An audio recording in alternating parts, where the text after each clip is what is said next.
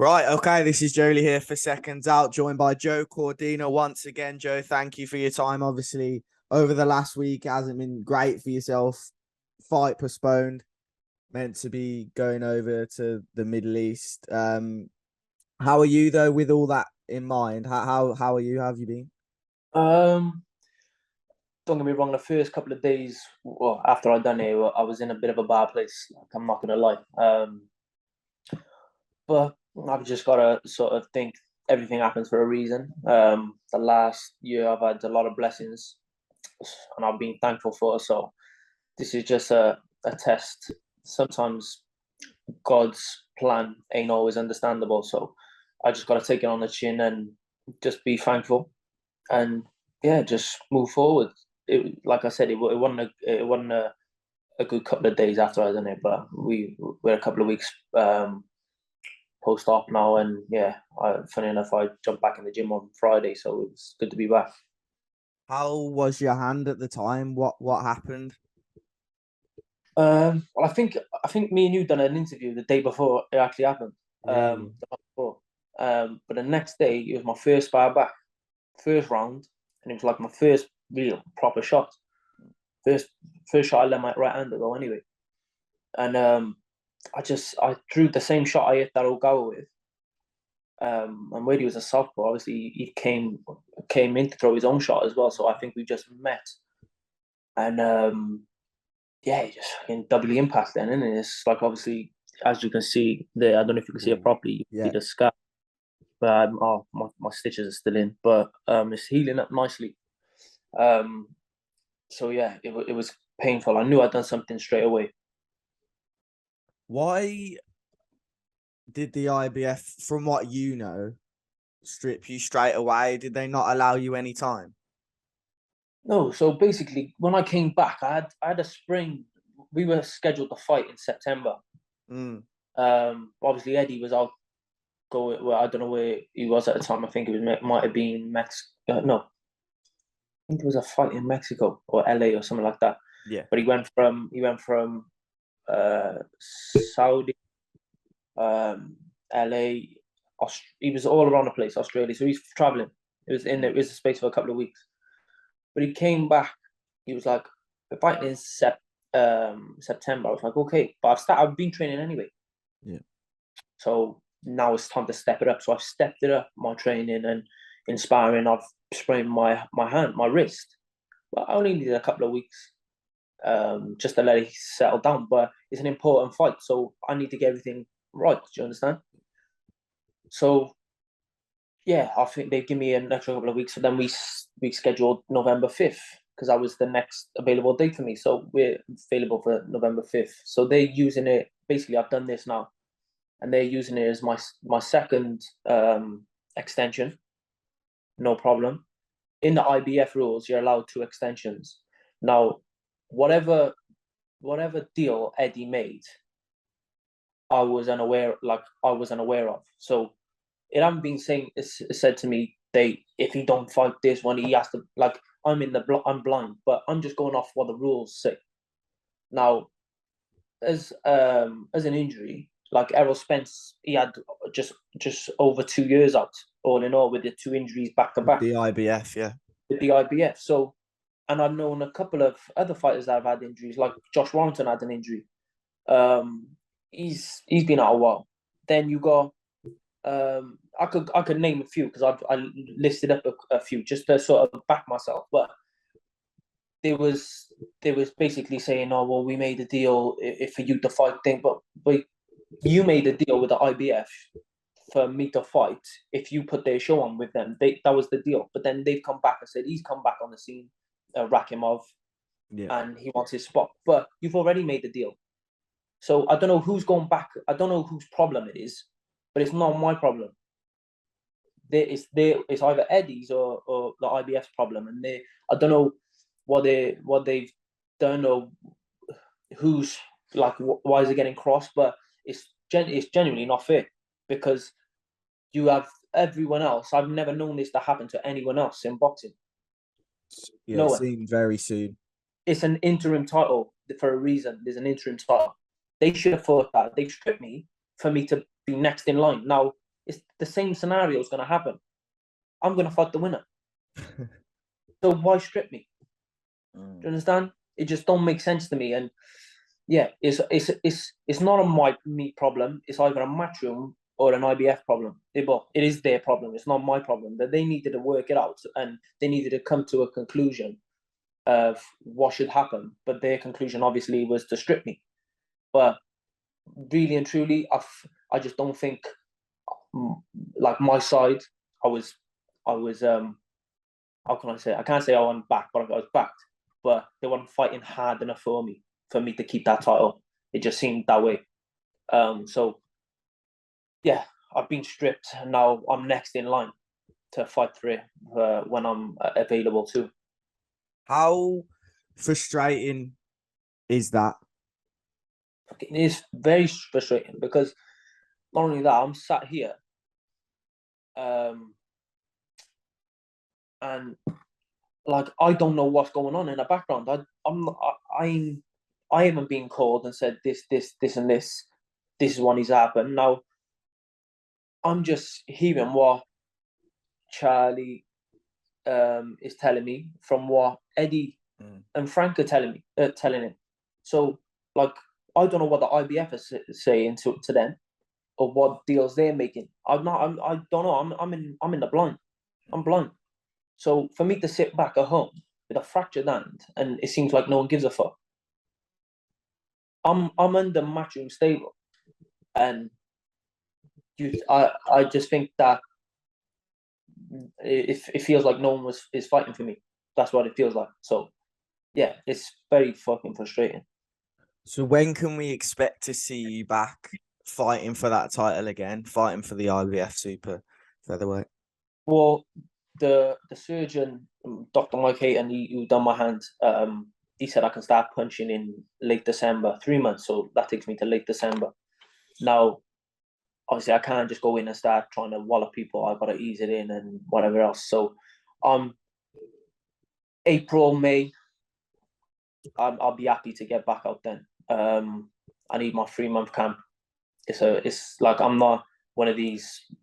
8 weeks I can get ready in it. No, I'm a professional, and I do everything right. I ease myself in camp, because you start jumping into camps, fucking trying to go 100 mile an hour. You're gonna do yourself damage.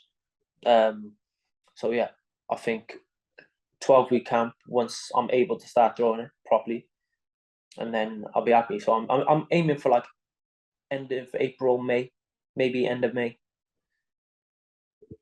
You mentioned your belief in God at the start. How has that kind of helped you, guided you through this? Like you said, the last week, or there was a few days where you felt really like down and low. How did it kind of like build you back up and get you to where you are now, just a bit more positive?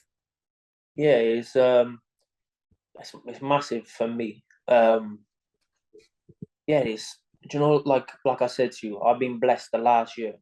I've had a lot of blessings from my boy being born last summer, then me getting my new home, me winning a world title, and then there's little things along the way. And yeah, when good things happen, this is everyone. When good things happen, we're always thankful. Yeah, thank God this.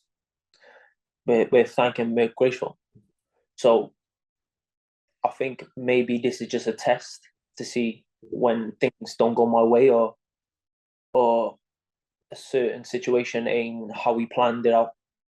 Are you still thankful and grateful for what I gave you when things ain't going right? So yeah, I just gotta let I work my road. Like I said, I've said it plenty of times. My path is already written up for me, and my road is set for me. I just gotta walk it. So I'm just head down now, get myself back into shape, get my hand healed 100%, back to 100%, and then we go again. But believe you me, I'll be taking that belt straight back, and along with all the others as well. Amen to that. Now, obviously, I have to ask you about the recent situation, Conor Benn. I appreciate it will be tough for you to answer some of them, but obviously the honesty is appreciated. Just first reaction when you heard the news. When did you hear the news that there was a adverse finding and the fight with Chris Eubank Jr. would be at risk? Um, I can't remember where I was. Where was I? I can't remember anyway. And I think my sister. Oh no, I was in the house, but I put my phone on airplane mode, not airplane mode, do not disturb overnight. I forgot to take it off, and I was on the sofa with the kids, and then I've just gone on my calls to ring my dad, and I had about fucking 20 missed calls. I'm thinking, fucking, what's all this? So I've gone on, I've rung. Then my sister sent me something of a link. So I've gone and clicked the link, and it's fucking on. It's on Sky Sports. I'm like, what the fuck? So I'm like, nah, it can't be right. And so I've gone on there, and now I'm intrigued now because I know Conor very well. We train together. He's a very, very good friend of mine, and I don't believe one bit intentionally he'd take something. One, there's too much money at risk. Two, he's not that way inclined. And three, he knows if it was, and three, he's getting drug tested. So if he's taking something, he knows it's gonna come up. It just don't make sense. So for me, deep down in my heart, and I'm thinking with my heart, but I'm also thinking with my head. It's not making sense up here. But I believe he wouldn't do that. People think different. I know boxing and everything else is a very fickle sport, So I know people will be jumping on it, which I have seen.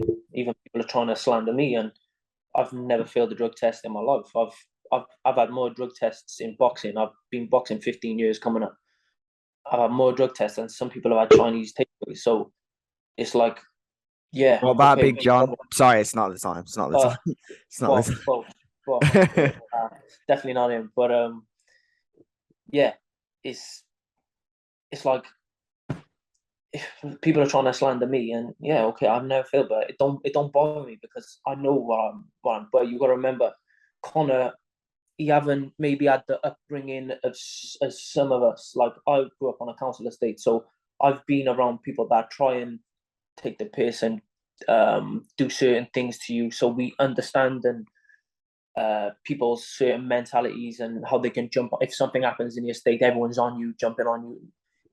Even if you've had it from a boxing perspective, boxing from when he started boxing because of his dad and whatever else. Oh, he's not that good, but he's grown, he's developed, and people are going on about his body shape from fucking 5 years ago.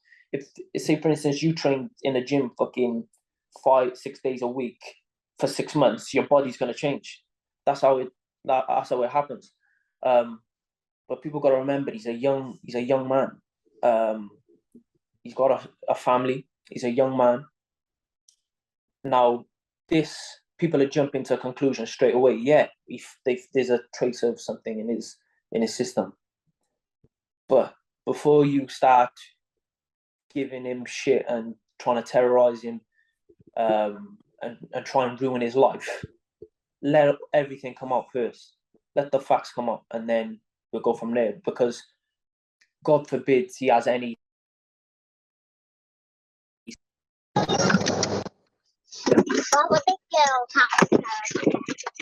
Wait, sorry, I can't hear you. I can't hear you. I can hear like babies or something. No, I got you now. Okay, basically, cool. my missus just pulled up on the drive. Oh, So is it's it like a connected to ring that. app or something? Yeah. I love that. So where did you hear to? Only like I only missed about 10 seconds. So there was like you said he had a family, etc. And then I think you mentioned a couple of. So he's got a family. Right, 2 seconds. Lauren, girls, keep it down. I'm doing an interview a minute, okay? I'm on the phone.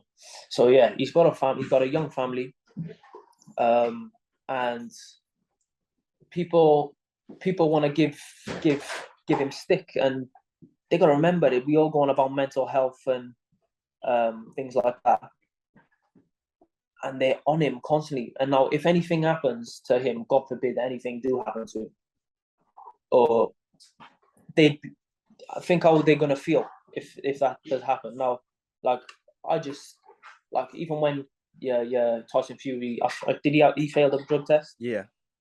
Did Billy Joe Saunders, Yeah. Canelo? Mm-hmm. I could reel them off. Martinez, Oscar Valdez. None of them have had the stick that I've seen Conor Benn have. Now, there's a lot of people that are jealous and think of how his career gone because he's making in certain fights that people are only wouldn't even make in their whole career. I think the reason that is because, especially British, this is bigger than even Dillian White, Oscar Rivas. It's bigger than that. It's bigger than Tyson, probably at the time. It's probably because of the scale of the fight. Yeah, of course. It is. And the whole world's watching. Yeah. But at the same time, your Tyson Fury is arguably he is the biggest. Him and Canelo are and your likes of AJ's and it's them three really running boxing, and they you never see any of them getting the same sort of stick. So yeah, I think people need to just hang back a minute. Don't give him have your perception and your thought on the matter, but fucking hell, online as well. Proper, I've seen some bad stuff on it, and I'm thinking, why? Like Curtis Woodhouse, for instance. You've got a new YouTube channel. I know it's hot topic now, and you're trying to jump on the bandwagon, but leave it off, bro. I don't know how old he is. He's 40-odd man, and you're slandering a kid. Yeah, he's a young man. You're proper trying to ruin his life. Leave it out. But yeah, listen, I've said all I need to say on the matter. But yeah, I feel for Conor. I feel for him. I haven't stopped thinking about him. I'm not gonna lie. Yeah, just one more. Obviously, I'm not sure if you've seen the video on Twitter of Dr. Usman. Obviously, it's Conor's doctor, and he openly came out and said, if you're a boxer, you basically have to be stupid to fail a drug test. Obviously, you have to admit that doesn't look good. That looks suspicious. Yeah, well, of course. Look at this, yeah. Lauren, do me a favor. Grab me the protein out of the thing. I was on the GB team for 7.5 years. Now, you wouldn't catch me taking anything. And this is God's honest truth. I don't drink. I don't take drugs. I don't do anything like that. So when you're an athlete, especially on the Olympic team and whatever else, you're sat down and you're told everything, the ins and outs and everything. There's a website you check all your supplements, which is Informed Sport. Now, you will not catch me taking anything unless they got. Wait there, where's that badge? The badge is there. It's called Informed Sport. Unless it's got that badge on there it is again. So you can think, unless it's got that, which that means it's batch tested. I know nothing's coming back. Yeah. On that. Now you've got another site called Global Drug. Now you're able to check all the medicines, tablets. Now Lemsips, for instance, they're banned. You can't take them. Night nurse and day nurse. Night nurse you can take. Day nurse you can't take. Now sometimes there's a pack which got the two of them in. Now you could easily say, boom, oh, yeah, well, if night nurse is okay, day nurse is. No, it's not. You have to check everything. Nasal sprays, certain ones are banned. So it is, if people haven't been shown this and told about this, people ain't gonna think, oh yeah, it's just protein. No, but it could be made in the same place as something that's on a banned list. On the banned list. Now, you just got to be careful. He haven't been told about it. If the case is where, if it's come into his system, how we don't know. And you mentioned Dr. Usman. I've spoke to him a couple of times. Now, he's got me on there as a client.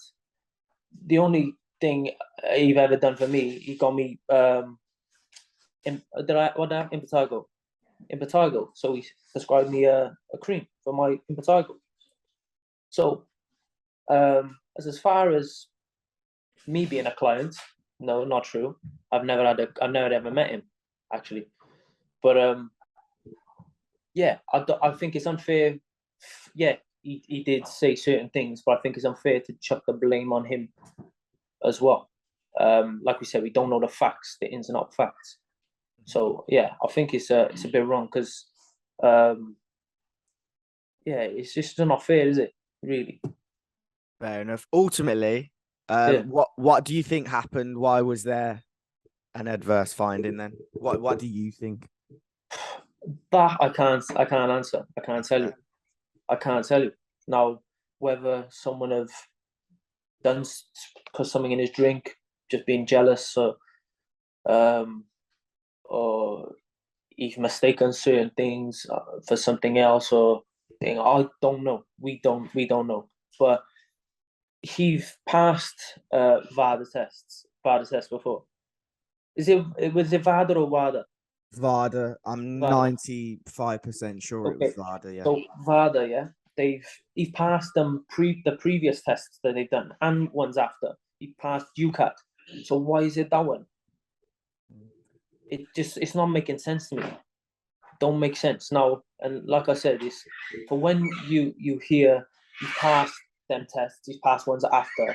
There's one in the middle that's not making sense.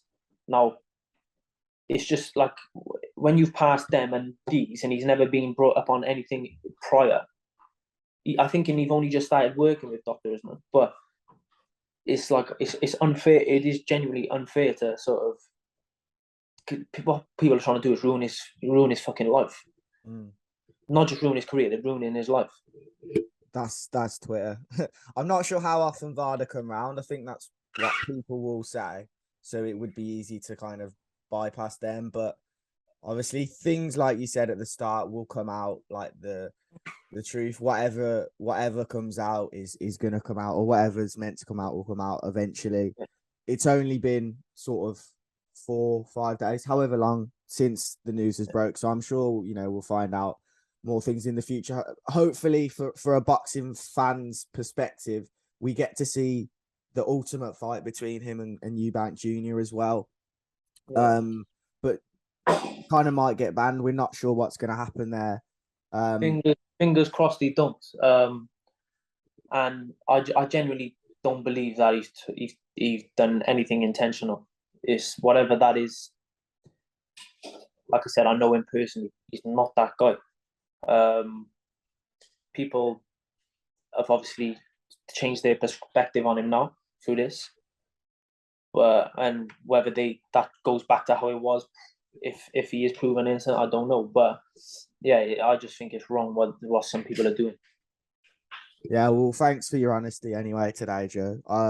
Obviously, we'll see you back April, May. Fighting for a title obviously won't be yours anymore, but yeah. Well, as Tyson Fury say, I'm a lineal champion, so. Actually, yeah, you are a lineal champion. I just want to ask you about Shakur Stevenson as well, because last time we spoke, obviously that was something that you were looking at doing after November the 5th, but he's moved up now. Yeah, but funny enough, you say that. After he moved up, I think he done a on Saturday. He done a TalkSport interview live on the radio. My mate, this was at 11 o'clock in the evening, so he sent me it. I've seen it the next morning, so I've listened to it. And he's like, yeah, they're saying the only one I don't know who was doing the interview because I could just vaguely hear. The only one we want to see you fight in the UK is Joe Cordina for us boxing fans. Yeah. And he was like, yeah, that's a big fight for me and for him. So I can still make 133. So he's open to a catch weight. But if he can make 133, I'll go to 135. It don't matter to me. I've boxed at 135. Yeah. Not a problem. That's the second time he's said my name now. He's said it. And he's going on like I've been shouting his name. No, I've never, ever done it. But the second time, man, I've accepted. No problem. I'll go to 135 if you want me to. If you want to come to 133, same no more. I'm a big guy as well. So, there we go. There we go. Thanks for your time, Joe. No problem, bro. So.